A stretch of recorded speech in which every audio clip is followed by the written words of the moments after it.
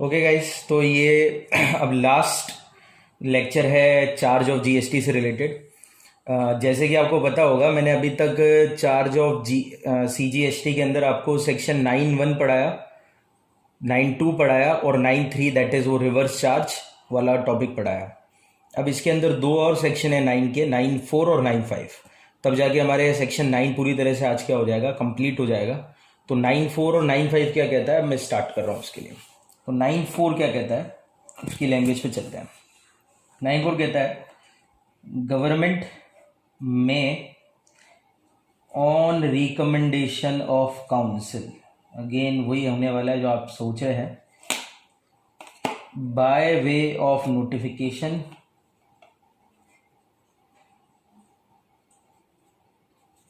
अब अगेन 9(4) में भी वही लाइन लिखी हुई है जो कि 9(3) में भी थी। मतलब 9(3) कहता था कि काउंसिल के कहने पे वो स्पेसिफाई करेंगे कुछ category of goods and services को जिसके ऊपर रिवर्स चार्ज से जीएसटी लगेगा। फिर वो स्पेसिफाइड कैटेगरी अपन ने नोटिफिकेशन के अंदर पढ़ी भी।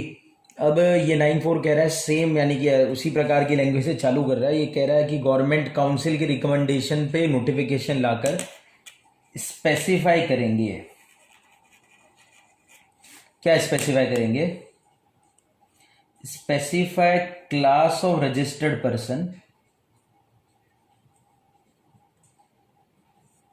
And goods and service.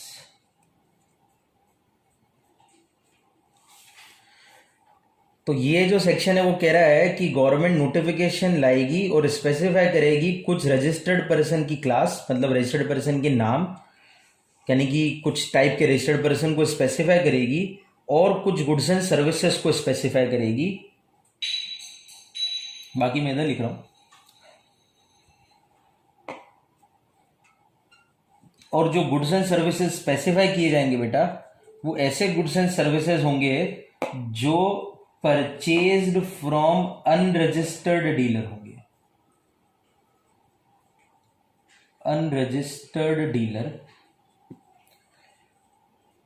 तो उस सप्लाई का, उस गुड्स एंड सर्विसेज की जो सप्लाई का जीएसटी बनेगा, वो जीएसटी अगेन रिवर्स चार्ज में आपके जो रिसिपेंट हैं, दैट इज वो क्लास ऑफ रजिस्टर्ड पर्सन, उनको देना पड़ेगा।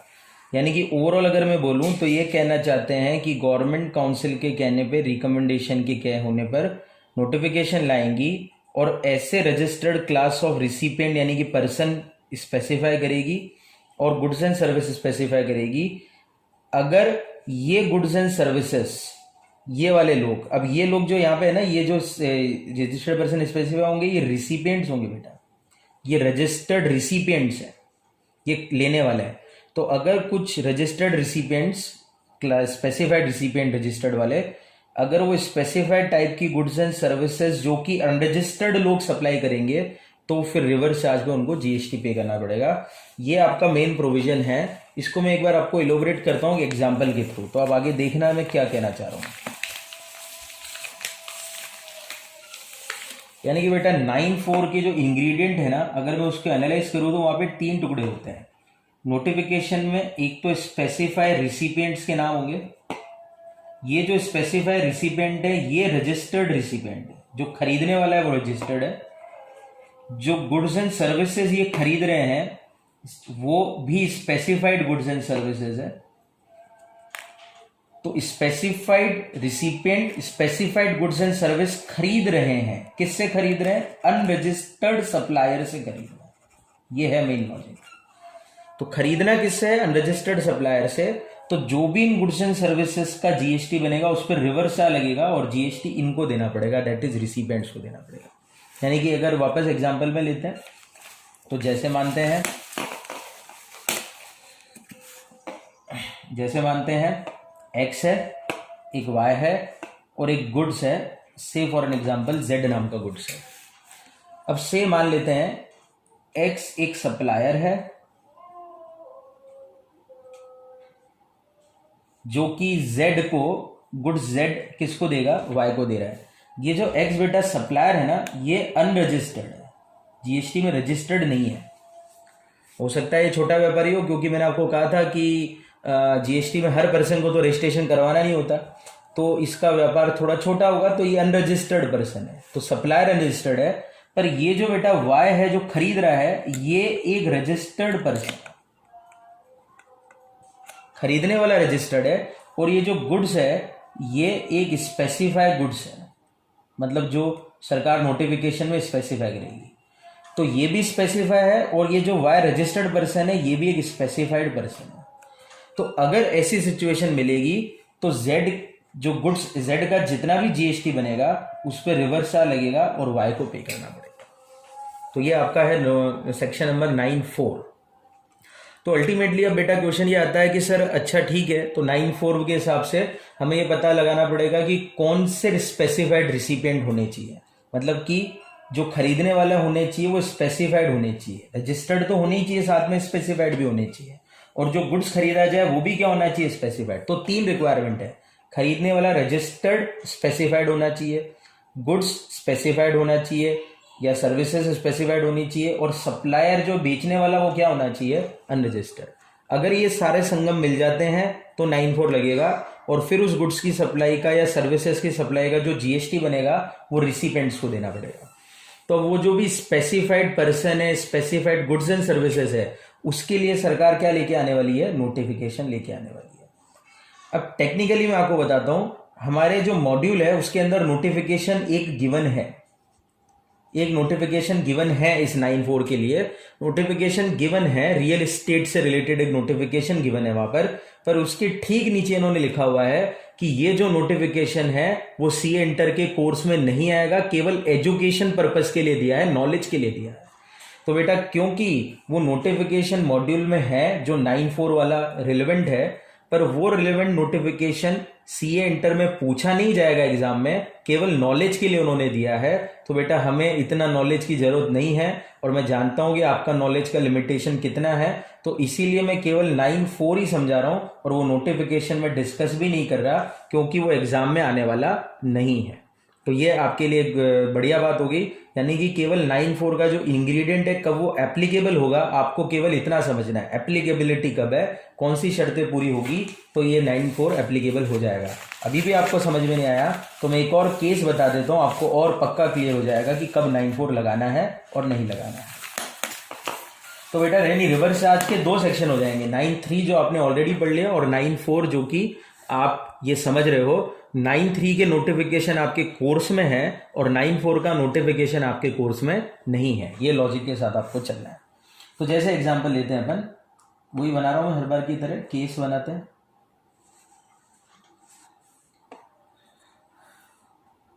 Supplier, receiver, goods oblique service, और हमको केवल ये चेक करना है 9(4) एप्लीकेबल होगा कि नहीं होगा, बस ये चेक करना चाहते हैं, क्योंकि नोटिफिकेशन तो हमारे कोर्स में है नहीं तो उसमें हम ज़्यादा दिमाग नहीं लगाएंगे। तो केस 1, सप्लायर है एक्स जो कि एक अनरजिस्टर्ड पर्सन है, रिसीवर है वाई जो कि एक रजिस्टर्ड पर्सन है, और ये नोटिफिकेशन में स्पेसिफाई भी है। गुड्स बेचा गया है जेड, ये भी नोटिफिकेशन में स्पेसिफाई है। तो अब यहां पे जवाब आता है 9(4) एप्लीकेबल है या नहीं, जवाब है हाँ 9(4) एप्लीकेबल है, और अगर 9(4) एप्लीकेबल है तो जीएसटी किसको पे करना पड़ेगा, यहां पर वाई को पे करना पड़ेगा, दैट इज रिसिपेंट्स को पे करना पड़ेगा। सेकेंड केस पे चलते हैं। अगेन सप्लायर है एक्स, अब बेटा ये रजिस्टर्ड है, रिसिपेंट वही वाई है रख लेते हैं, ये भी रजिस्टर्ड है, स्पेसिफाइड भी है, गुड्स है जेड वही रख लेते हैं, सेम ही रख लेते हैं, वो भी स्पेसिफाइड है। अब क्या इस केस में 9(4) लगेगा या नहीं लगेगा, जवाब आता है नहीं लगेगा। क्यों नहीं लगेगा सर, सभी चीजें तो आपने सेम रखी, मैंने एक ही चेंज करा, यहाँ पे सप्लायर ही मैंने रजिस्टर्ड बना दिया, क्योंकि सप्लायर रजिस्टर्ड है तो 9(4) नहीं लगाना, और अगर 9(4) नहीं लगाना तो फिर जो जीएसटी पे करना पड़ेगा वो फॉरवर्ड चार्ज से पे करना है, और सप्लायर खुद पे कर देगा, दैट इज मेरे एग्जाम्पल में एक्स खुद पे कर देगा। ठीक है, और एक लास्ट और फाइनल एग्जाम्पल में लेता हूं, सप्लायर में बनाता हूं अगेन एक्स को और इसको अनरजिस्टर्ड कर देता हूं, रिसिपेंट बनाता हूं अगेन वाई को, इसको रजिस्टर्ड कर देता हूं, पर ये नॉन स्पेसिफाइड है, नोटिफिकेशन में ये स्पेसिफाइड नहीं है रिसिपेंट, गुड्स जेड है और ये गुड्स भी स्पेसिफाइड गुड्स दिया हुआ है। तो अब यहाँ पे क्या 94 लगेगा? अगेन जवाब आता है 94 नहीं लगेगा। और अगेन यहाँ पर अब जीएसटी कौन देगा? तो जवाब बेटा आता है 94 नहीं लगेगा। तो क्योंकि सप्लायर भी रजिस्टर्ड नहीं है, रिसिपेंट में 94 नहीं लग रहा, तो कोई भी जीएसटी यहां पर पे नहीं करने वाला है। क्यों नहीं पे करने वाला? क्योंकि सप्लायर तो बेटा अनरजिस्टर्ड है, तो वो तो वैसे भी नहीं दे सकता, उसके पास तो जीएसटी नंबर नहीं है। और रिसिपेंट रजिस्टर्ड है जरूर, पर वो तो स्पेसिफाइड ही नहीं नोटिफिकेशन में, तो इसीलिए उसके ऊपर भी 94 भी नहीं लगने वाला। तो जब 94 भी नहीं लगेगा तो ऐसी परिस्थिति में फिर कोई भी पर्सन लाइबल टू पे जीएसटी नहीं होगा। तो ये आपको समझ लेना है, 94 की एप्लीकेबिलिटी समझ लो। सर कौन से रिसीवर स्पेसिफाइड है, कौन से गुड स्पेसिफाइड है, ये नोटिफिकेशन में दिए जाएंगे, नोटिफिकेशन आपके कोर्स में नहीं है। तो ये खत्म होता है आपका सेक्शन 9(4).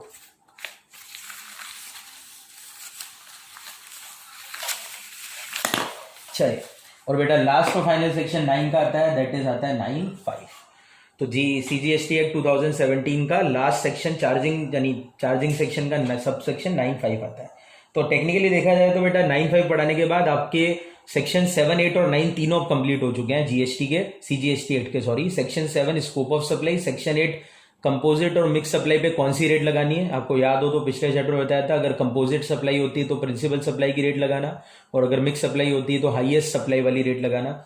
और 9 अभी जो हमने पढ़ा 9, 1, 2, 3, 4, 5 के अंदर वो हमने डिस्कशन किया। तो अब 9(5) में क्या लिखा है? अब 9(5) अलग बात कहता है। अब 9(5) क्या कहता है, ध्यान से सुनना। अगेन लैंग्वेज वही है, government on recommendation of council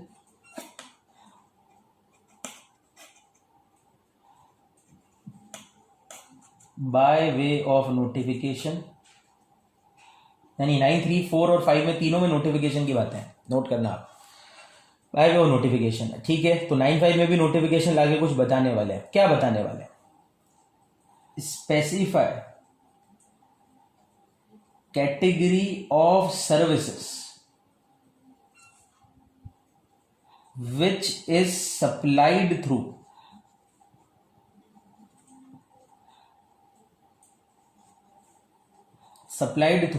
ECO, full form लिख रहा हूं मैं इधर, इलेक्ट्रॉनिक कॉमर्स ऑपरेटर।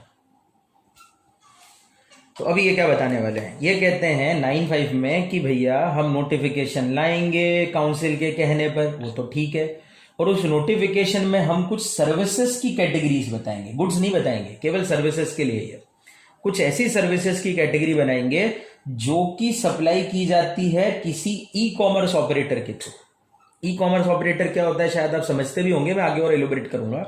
तो अगर वो सर्विसेज सप्लाई होती है ईसीओ के थ्रू, तो जो भी उन सर्विसेज का जीएसटी बनेगा, वो जो जीएसटी बनेगा सर्विस का, वो ईसीओ को पे करना पड़ेगा। यानी कि ये अलग ही, ये तीसरा पर्सन आ गया जो लाइबल बना रहा है। यानी कि इस केस में जो लाइबल टू पे जीएसटी बंदा हो रहा है वो ना सप्लायर है ना रिसीवर है, वो कोई थर्ड पार्टी है। थर्ड पार्टी को यहां पे नाम दिया इन्होंने ई कॉमर्स ऑपरेटर। ई कॉमर्स ऑपरेटर। अब बेटा ई कॉमर्स ऑपरेटर क्या होते हैं आपको पता होगा।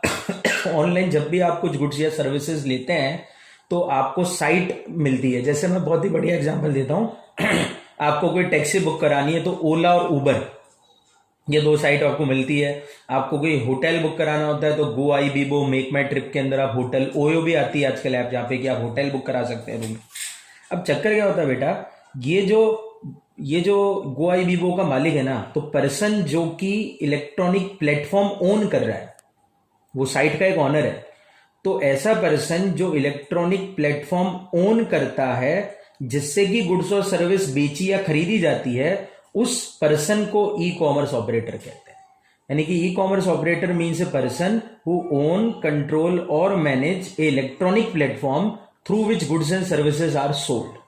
तो जैसे गो आई बीबो एक ईसीओ है, क्योंकि गो आई बीबो के पास एक ऐसा प्लेटफॉर्म है जिससे कि सर्विसेज बेची जा सकती है। अब वो सर्विसेज खुद उसकी भी हो सकती है, कोई और भी अपनी सर्विसेज उसके थ्रू बेच सकता है। क्योंकि अगर आपको याद हो तो गो आई बीबो से जो होटल आप बुक कराते हो, जो प्लेन की टिकटें आप बुक कराते हो, वो प्लेन गो आई बीबो के नहीं है, वो होटल गो आई बीबो के नहीं है, वो दूसरे के होटल्स हैं। जैसे आपको कोई रमाड़ा रिसोर्ट होता है शायद, हाँ रमाड़ा करके एक रिसोर्ट है। तो अगर आप उसका होटल बुक कराना चाहते हो, उसका रूम बुक कराना चाहते हो, तो आप गोआईबीबो की साइट में जो आपने रमाड़ा का कोई रूम बुक कर लिया, तो अल्टीमेटली वो जो रूम आपने बुक करा है, जो होटल सर्विस आपने खरीदी है, वो तो रमाड़ा से खरीदी पर थ्रू ईसीओ खरीदी है। तो इस प्रकार के जो ईसीओ होते हैं उनके लिए ये सेक्शन 9(5) बना हुआ है। पर ये सेक्शन तभी लगाना है जब ईसीओ वो specified category of services supply हो। अब कौन सी सर्विसेज उस कैटेगरी में स्पेसिफाई, उसके लिए गवर्नमेंट क्या लाती है, नोटिफिकेशन। अगेन बहुत बड़ी खुशखबरी, इसमें जो नोटिफिकेशन है वो भी आपके कोर्स में नहीं है, यानी अगेन यहां पे भी कोई नोटिफिकेशन आपके कोर्स में नहीं है। फिर भी मेरे पास नॉलेज है इसलिए मैं आपको एग्जांपल दे रहा हूं। जैसे कि उस नोटिफिकेशन में एक सर्विस है ईसीओ के थ्रू, अगर वो टैक्सी बुक कराने की सेवा जो होती है वो नोटिफाइड है, जैसे कि गोआईबीबो यानी सॉरी वो ओला उबर वाली जो है वो इसके अंदर नोटिफाइड है, या होटल वाली जो भी मैंने आपको बोली गोआईबीबो वाली वो भी नोटिफाइड है। तो मैं आपको और बढ़िया तरीके से एग्जाम्पल से समझाता हूं, आप थोड़ा उसको समझने की कोशिश करना। तो जैसे वैसे नोटिफिकेशन आपके कोर्स में नहीं है, पर फिर भी मेरे को पता है इसलिए मैं आपको बता रहा हूं। जैसे मानते हैं कि वो जो नोटिफिकेशन है जो आपके कोर्स में नहीं है, उसमें लिखा है जो होटल बुकिंग सर्विस है, होटल सर्विस है, वो नोटिफाइड सर्विस है इस नोटिफिकेशन में जो आपके कोर्स में नहीं है। तो अगर ये सर्विस किसी ईसीओ के थ्रू दी जाती है तो इस सर्विसेज का जो जीएसटी बनेगा वो ईसीओ को देना पड़ेगा। तो एग्जांपल लेते हैं, जैसे मानते हैं एक एक्स है, एक गोआईबीबो बना लेता हूं और एक वाई है। ये एक्स है जो होटल का मालिक है, गोआईबीबो हमारा ईसीओ है, वाई एक कस्टमर है। वाई ने साइट के अंदर गया, साइट सर्च करी और इस साइट के थ्रू इस होटल का रूम बुक करा लिया। तो बेटा देखा जाए तो वाई ने जो सेवा ली है वो गोआईबीबो से नहीं ली है, एक्स से ली है, डायरेक्टली इनडायरेक्टली। तो देखा जाए तो ये जो होटल सर्विस का लेन देन हुआ है, इस होटल सर्विस का सप्लायर तो एक्स है टेक्निकली, और रिसिपेंट कौन है, वाई है। ठीक है, गोआईबीबो तो केवल कमीशन लेगा, यानी देखा जाए तो गोआईबीबो ने होटल सर्विस नहीं दी, गोआईबीबो ने तो एजेंट सर्विस दी एक्स को। गोआईबीबो यहाँ पे जो काम कर रहा है बेटा वो तो केवल एजेंट का काम कर रहा है, वो तो कमीशन लेने के लिए बैठा है यहाँ पर। तो होटल सर्विस तो नहीं दे रहा ना, होटल सर्विस तो कौन दे रहा है, एक्स वाई को दे रहा है। पर 9(5) यहीं पे आकर डंगा करता है। अब 9(5) कहता है कि अगर ये होटल सर्विस नोटिफाइड है कि नहीं चेक करके आओ नोटिफिकेशन में, तो जवाब आता है हाँ है नोटिफाइड। तो अगर ये होटल सर्विस स्पेसिफाइड है, अच्छा ठीक है स्पेसिफाइड है, तो क्या ये ईसीओ के थ्रू दी, हाँ भैया ईसीओ के थ्रू दी, मेरे एग्जांपल में ईसीओ के थ्रू ये सेवा दी है। तो बेटा इस होटल सर्विस का जीएसटी ना एक्स को देना है ना वाई को देना है, क्योंकि अगर एक्स बेटा दे तो फॉरवर्ड चार्ज कहलाता है, वाई दे तो रिवर्स चार्ज कहलाता है। यहाँ पे किसी थर्ड ही बंदे को उन्होंने पिक्चर में पकड़ लिया और उस बंदे का नाम क्या है, ईसीओ। तो 9(5) कहता है कि ना एक्स देगा ना वाई देगा, इस सेवा का जीएसटी तो गोआईबीबो देगा। तो बेटा गोआईबीबो को दो सेवाओं का जीएसटी देना है, एक तो जो एजेंसी सर्विस उसने एक्स को दी उसके ऊपर तो देना ही है, एजेंसी सर्विस जो गोआईबीबो ने एक्स को दी उसके ऊपर तो देना ही है, उसमें तो ये नोटिफिकेशन लागू ही नहीं होता।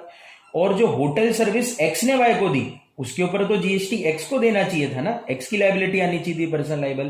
पर एक्स की जगह कौन लाइबल हो गया, ई कॉमर्स ऑपरेटर लाइबल हो गया। ये आपका सेक्शन 9(5) है जो कि आपको कहता है, यानी कि 9(5) कुछ अलग ही लॉजिक लेके आया है और वो लाइबल टू पे कर देता है किसी थर्ड पार्टी को, ना सप्लायर को ना रिसिपेंट को, third party that is E commerce operator को लाइबल करता है।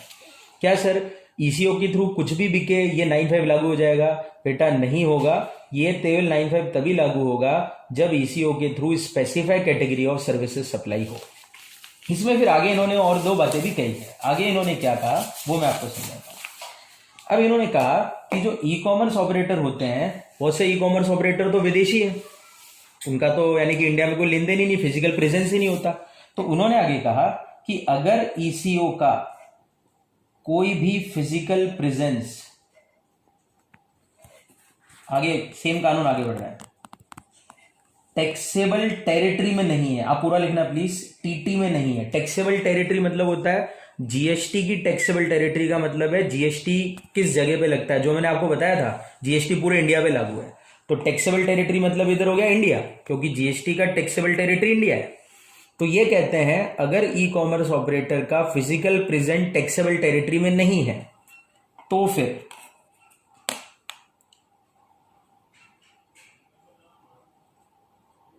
उसका जो रिप्रेजेंटेटिव होगा उसको जीएसटी पे करना पड़ेगा। यानी वैसे तो 9(5) क्या कह रहा है, ईसीओ को पे करना है, पर आगे इन्होंने कहा ईसीओ का अगर कोई फिजिकल प्रेजेंस टैक्सेबल टेरिटरी में नहीं है तो उसका जो रिप्रेजेंटेटिव है टैक्सेबल टेरिटरी में उसे जीएसटी पे करना पड़ेगा। फिर आगे बात आता है, मान लो ईसीओ का भी फिजिकल प्रेजेंस इंडिया में नहीं है और रिप्रेजेंटेटिव का भी नहीं है, दोनों का ही नहीं है। अब समझना, ये दो अलग अलग बातें कर रहा हूं मैं। पहले ईसीओ का फिजिकल प्रेजेंस नहीं है तो रिप्रेजेंटेटिव दे देगा। पर अगला केस आता है, यानी कि ये केस हो चुका है, यहां तक ये केस हो गया, फिर ये अलग बात चल गई। अब ये आगे कह रहे हैं ईसीओ का और रिप्रेजेंटेटिव दोनों का ही फिजिकल प्रेजेंस टैक्सेबल टेरिटरी में नहीं है तो फिर कौन देगा। तो फिर उन्होंने कहा कोई पर्सन इनको अपॉइंट करना पड़ेगा, अपॉइंट करेंगे कोई पर्सन, और वो जो अपॉइंटेड पर्सन है वो फिर जीएसटी पे करेगा। तो इन्होंने ये क्लियर कर दिया कि वैसे तो हम प्राइमरी लायबिलिटी ईसीओ पे लेके आ रहे हैं, पर by chance E commerce operator का कोई फिजिकल प्रेजेंस टैक्सेबल टेरिटरी में नहीं है तो कोई उसका रिप्रेजेंटेटिव, पर्सनल रिप्रेजेंटेटिव पे कर देगा, वो भी टैक्सेबल टेरिटरी में नहीं है तो कोई भी अपॉइंटेड पर्सन जो कि ईसीओ अपॉइंट करेगा उसको जीएसटी लायबिलिटी पे करनी पड़ेगी। पर ये तभी पे करनी पड़ेगी जब ईसीओ के थ्रू स्पेसिफाइड सर्विसेज दी जाती है। बेटा बार बार मैं एक ही चीज कह रहा हूं, यहां पर ईसीओ की खुद के काम का जीएसटी का टेंशन नहीं है। ईसीओ का जो खुद का काम है उसका जीएसटी तो ईसीओ वैसे ही दे देगा। यहां पे दिक्कत यह है कि ईसीओ दूसरे के काम का जीएसटी दे रहा है, यानी समझना अच्छी तरह से, ईसीओ दूसरे के काम का जीएसटी दे रहा है। ये आपको मेन यहाँ पे समझना है, क्योंकि मेन मेरे पहले वाले एग्जांपल में सप्लाई करने वाला एक्स था होटल सर्विस, रिसिपेंट वाई था, पर जीएसटी ना एक्स दे रहा है ना वाई दे रहा है, ईसीओ दे रहा है। ये आपका 9(5) है। और यहाँ पे जाकर आपका बेटा ये charging section of CGST act 2017 पूरी तरह से क्या हो जाता है, एंड एक बार मैं फटाफट से रिवाइज मार देता हूँ ताकि आप इसको समअप कर लें। तो सेक्शन 9 के अंदर 5 सबसेक्शन आ गए हैं, 9(1), 9(2), 9(3), 9(4), 9(5). 9(1) कहता है सभी प्रकार के गुड्स एंड सर्विसेज की इंट्रा सप्लाई पे सीजीएसटी लगेगा, मैक्सिमम रेट 20% हो सकती है और वैल्यू ऑफ सप्लाई पे लगेगा। पर एक गुड्स की सप्लाई पे सीजीएसटी नहीं लगता, उसका नाम था alcoholic liquor for human consumption. 9(2) कहता है 4-5 आइटम पे अभी नहीं लगा रहे सीजीएसटी, काउंसिल के रिकमेंडेशन में लगाएंगे, उनके नाम भी आपको याद होंगे, crude oil, petrol, diesel, aviation turbine fuel वगैरह वगैरह जो भी नाम थे। 9(3) कहता था specify category of goods and services की सप्लाई पे जीएसटी देने की जिम्मेदारी रिसिपिएंट्स की होगी, और वो specify category of goods and service एक नोटिफिकेशन में आएगी। वो नोटिफिकेशन आपके कोर्स में था, जिस नोटिफिकेशन को अपन ने डिस्कस किया, 12-15 जो भी सेवाएं थी रिवर्स चार्ज वाली अपन ने डिस्कस करी।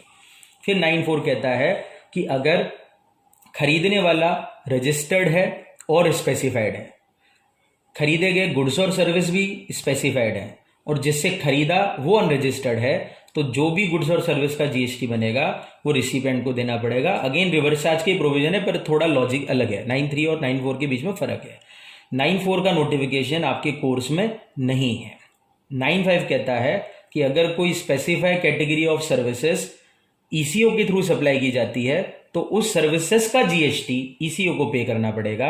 अब वो सर्विसेज भी नोटिफिकेशन में दी जाएगी, पर वो नोटिफिकेशन भी आपके कोर्स में नहीं है। इसी में इन्होंने कहा ईसीओ का फिजिकल प्रेजेंस नहीं है टैक्सेबल टेरिटरी में तो पर्सनल रिप्रेजेंटेटिव पे कर देगा, दोनों का ही फिजिकल प्रेजेंस नहीं है तो फिर ऐसी परिस्थिति में जो भी अपॉइंट किया गया पर्सन होगा उनके द्वारा वो जीएसटी पे कर देगा। ठीक है बेटा, थैंक यू।